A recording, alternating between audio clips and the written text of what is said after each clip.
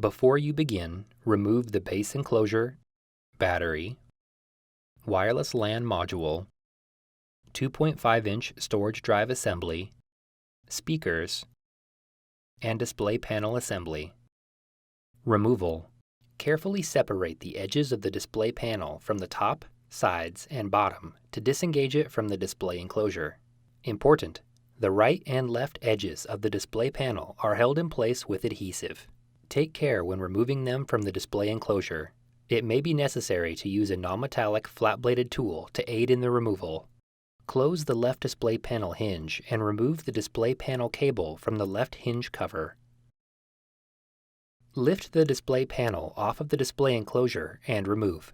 Reverse this procedure to install the display panel.